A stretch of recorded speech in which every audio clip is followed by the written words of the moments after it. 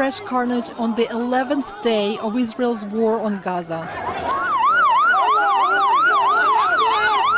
Victims of an attack outside a UN school at the Jabalia refugee camp, where more than 1,000 civilians had been seeking refuge from the Israeli offensive. Dozens died, many more injured, as a shell exploded just meters away from the school. More evidence: nowhere is now safe in Gaza. Children were once again among the dead, and the UN is now calling for an investigation. We gave, long before this conflict, all of the GPS coordinates of all of our installations in Gaza to the Israelis. Our installations are clearly marked as UNRWA installations. What we want is a full investigation, an impartial investigation into these killings. We want to see if there have been violations of international humanitarian law. Hamas has condemned the attack.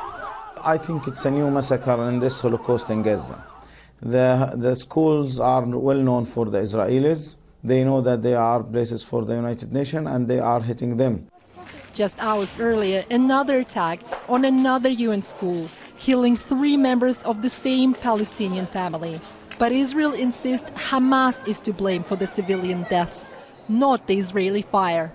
Any terror organization that chooses to booby-trap his own people, I think it's indespicable.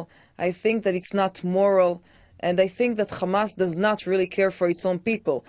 The UN says its schools were the last place of refuge for civilians trying to flee the fighting, and it estimates at least 13,000 have left their homes.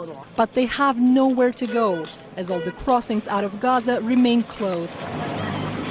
On Tuesday, Israeli forces moved into major population centers across the Gaza Strip, including the second largest city of Han Yunis in the south,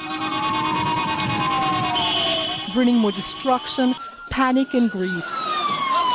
All across the Strip, Israeli forces kept shelling what they said were Hamas-affiliated buildings. But once again, residential areas were hit in what's the most crowded place on earth. Israel insists it's not targeting civilians, and its strikes are accurate. But as the death toll rises and schools get hit, Israel may find it that much harder to explain its actions and defend its offensive to the outside world. Rosa Ibrahimova, Al Jazeera.